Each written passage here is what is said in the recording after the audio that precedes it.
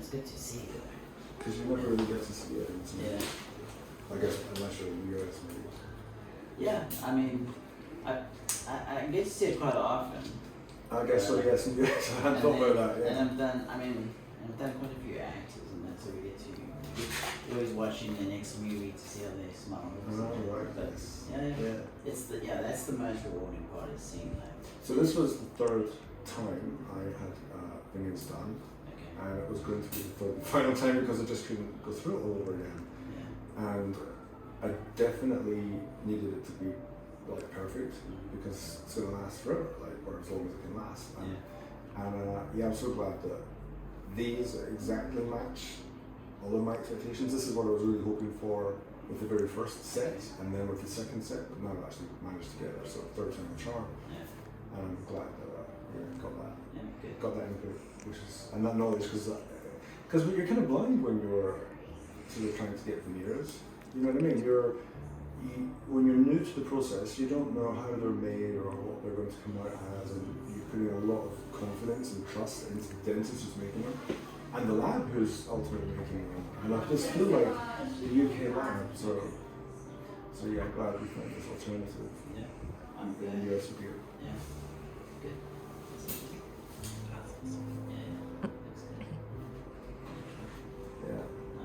Because he's like, I'm done with trying I people feel the here. UK just, it's not able to get there right now. I think the US is ahead of the game with this kind of thing. Yeah. And I don't think any UK lab will be able to make the teeth that I wanted, so I would have just gone to like LA or somewhere like up and down Hollywood or up that area. That's all. And I would have probably still made them. You would have done it. Yeah, but it would have been the right thing. Yeah. That's a very good point. Because you work a lot with the labs in LA, right? Yeah, so quite a few Beverly Hills dentists, guys in New York, Chicago, all over. I go to LA quite a lot. Actually, Beverly Hills, Palm Springs. So I'm always knocking around there. Yeah. So that would have been definitely my next stop. To get my teeth fixed. But didn't have to. Yeah. Great. They look really good. It's got your previous set of veneers.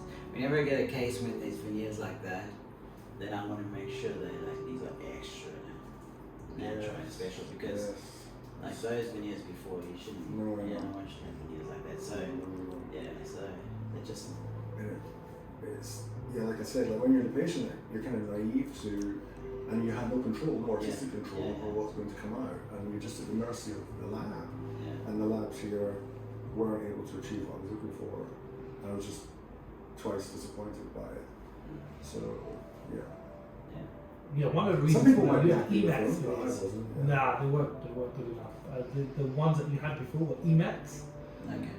I mean, the ones that were previously there, but they were just blocky and monolithic. There was no. So the ones that you've had, they're all feldspathic. So the whole thing's feldspathic, right? Yeah. But I wanted them to be like really bright and clean and healthy. Without, the danger is that if you go sort of into that bleaching sort of shades of white, that it can look really fake as well. And I didn't want that. So it was trying to make sure that I wasn't disappointing myself again by going too dark and not getting the brightness. So it was like a leap of faith to go that bright and have the texture put in to make it not look crazy white. You want the color that you want. Yeah. You don't want to compromise. But I think the challenge for us is on bleached veneers to make them look as natural as possible. Yes. So we have to like when I make bleached veneers, there's about 15 layers of porcelain because you want depth of color. Yeah. It's very easy for one to look like that, just flat and dead. Yeah. And not quite But the danger is selecting that with an Emacs tooth. It's just too much. Yeah. Okay. Right? So it's tricky. It's a learning process as well for me to figure out how bright can you go without it looking too natural. Because to be honest with you, with my original teeth, I was bleaching them, and they were like definitely on the bleaching scale, but I think because they were natural teeth, they looked natural, right? But I was trying to achieve that again, and it was scary to too much. Yeah. These don't feel too much. These feel alright. I think so 15 layers you have to go with that. Yeah, on most veneers, minimum of 10 layers. Each veneers, like with the translucency and that, so just on that incisal third, there's about 9 different ceramics in there. You mean the bottom third? Yeah, like towards your edge here. Yeah. Yeah. So there's, it's sandwiched with layers. It's the translucency that was really important to me. Because you got to control the light that reflects against your tooth. So we call it a sandwich effect. We put layers of translucency and then the color and then more translucency. So when the light goes into your tooth, it doesn't channel all the way through and hit the your original underlying prey. So the light's bouncing in between these two translucent layers, and that gives you the depth. So it's a bit of art and science mixed together. Yeah, imagine that. Yeah. Well, Is this as a core shade? OM1 or one even brighter than OM1? So I think we went, so I work with a ceramic which is just a little brighter than our own one. But then with all the translucency, because you want to compensate for that to not make them lose their colour. So that's like that colour as a core. Really bright. Yeah, pretty bright. Yeah, pretty bright. But then we still made them look. the translucency tones. Completely toned it. So where we're at now, let's have a look at this. So Peter's in currently with orthodontics. Okay. So this has worked unbelievably well in terms of getting these teeth aligned up because they were completely crooked, and he had the cant you could see here, but it was really much worse. But this is probably as good as I can get because it's all level now. Well, not leveled enough. And then we need to, if you bite on your back teeth, so if you see here, this is where we're at. And then on this side, you can see we've got space. Right? Open, Yeah, it's open on one side. And that's just because of the cat. Yeah. So one side, so we want to get that completely level, but also make sure that these appear level. Yeah. So Well, the nice thing is that your the uppers now are like perfectly like straight, like horizontal. Yeah. With your where we want to be. So that's our guide. So just to open up his vertical dimensions slightly, so we can bring all those up. Yes. Correct that side. Exactly. And practical these teeth. Have a look. Tell me what you think. I mean, they're all pretty much level. Yeah. What sort of preps would you like? So obviously very minimal that side because we can build that up. Sure. And then maybe just reduce slightly. On the incisal edges here? Yeah, maybe just towards this Back right together? side. Maybe see. There's still some gaps. Yeah. I mean, it's hard with the orthodontic. So you see, if we go look here, it's almost almost a lingual crossbite. So you've got space there. Yeah. Plenty space in the back. We're going to raise the bite anyway to try and build everything up. Yeah, I mean, if I just open up even just a millimeter posteriorly, Yeah. which will give me 2 millimeters anteriorly. Yeah. That's plenty. Yeah, I can correct everything. I mean, I feel like my smile has been slightly crooked, and it was becoming more crooked as time has gone by, and I think it might have been related to the lower teeth becoming more sort of more slanted and crooked.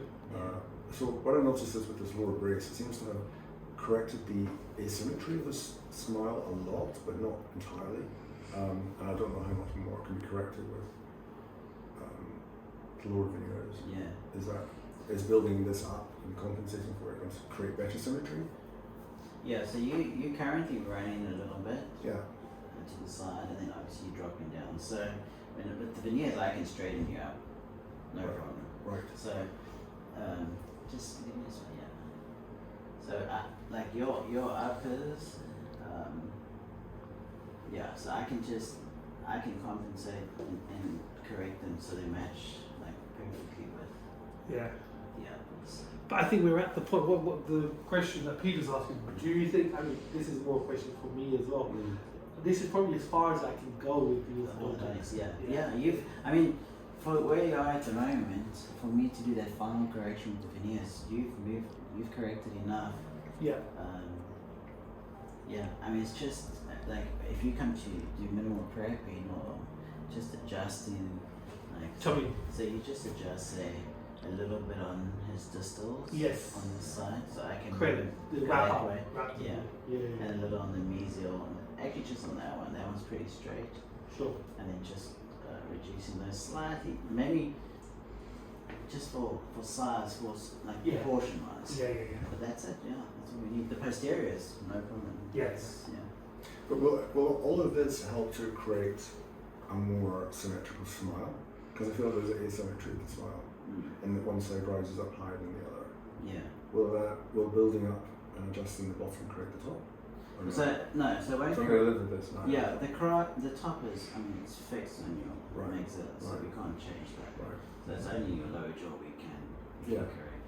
But it will definitely be less noticeable for sure. Yeah. And it's also more functional for your bite and your chewing. Yeah. Because at the moment, the gaps on the posterior, when you come to eat in that, you're missing a lot of like that mastication force in those areas and like the actual chewing process. So, so yeah, it will just be a more natural occlusion as well. Right. Yeah.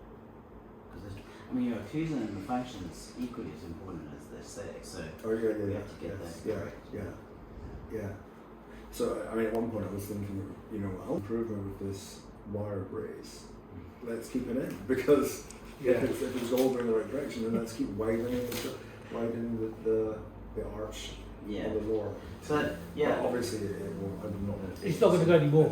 It's done. It's done what it needs to do, and the wires. I mean, if we look at the pre-op to now, it's like wow, what a change. But now is a point where it's not really going to change. We have to do some ceramic work, but the key thing is creating. We can completely fix it with ceramic work now. Like get the lower teeth to be completely straight because your tops are completely straight in terms of the teeth. Yeah. I know you're talking about this. Yes. This is a little bit asymmetry, here. Yeah. The teeth are completely straight. So if we can get the lowest to be the same, but also make sure the bite is perfect, because at the moment you're open on that left side. So when you bite down, you've got a gap on that left side because the teeth are slightly canted as a slant. Yes. So we're going to straighten that out restoratively, and then you'll have it perfect. Right. Yeah.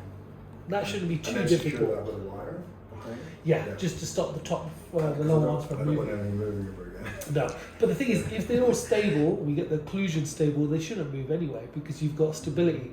At the moment, there's a high risk of movement because one side is completely open. So on the left side, when you bite, you can fit anything in there, and it's not gonna masticate it. So you if I put some paper on there, it's completely open. It'll just come straight through. So can I?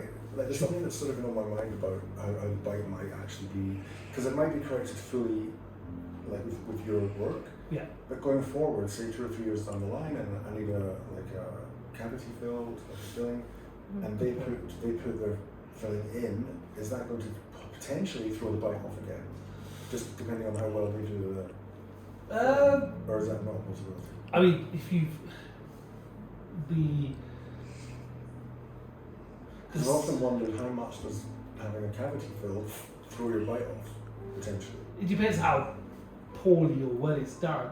Right. I mean, I would be doing your cavities anyway, so that's the other thing. So I'll be dealing with it, so it's not going to be really an issue. And fingers crossed, if you think about it, you don't have cavities, so you're very unlikely to get cavities in the next few years, 5 and 10 years, because you don't have them. Right. Your teeth are generally quite good and healthy, your diet's good. So cavities come when people have a poor diet, normally when they're younger or So even if you did have a cavity, the question you're asking is, would you be able to fill it? Yes. But where the veneers or the crowns are, you shouldn't be getting cavities under those anyway. You don't normally have to take them off to fill cavities. Unless your diet is atrocious and you just start rotting underneath, which is not. So, it won't be an issue, but if you do need a filling on, say, one of the tooth, it needs to be done properly so that it doesn't throw your bite off. Yeah. The key thing is, once we get to your lower teeth done, your bite should be stable so that it's super comfortable. And then if it's stable, it can't really move. No, well, hopefully, yeah. That's what I was wondering. Is once we get it stable and it's set, if some random dentist does a filling, is it gonna mess up? Throw it off? Yeah. Not really, unless it's done really badly in that it's not even. So when you bite, it's hitting that filling. You need to make sure that it's in line with everything else. But we'll be speaking anyway. Yeah. If there's an emergency, you need something done. Yeah. So no, it shouldn't affect it. Okay. No, it's hard to get it right. It's probably one of the hardest things to deal with. Yeah. It's always a question that I ask when I go on a course and one of these occlusal, bite experts are there. I always say, how would you fix this? And normally the answer that I've been told is you have to restore one whole arch, because you have to basically get everything level, which means every single tooth needs to be either slightly longer. Well, they have to be longer because we're not going to cut them, we're not going to make them shorter. So we're just raising everything up, but some will be raised up a lot, like on your left side, and some will be raised up minimally, like on the right side. So you'll have at the end you have perfectly even and balanced occlusion. So each tooth will be hitting exactly the same. Yeah. So if you had to go for say a filling on one straight away, because your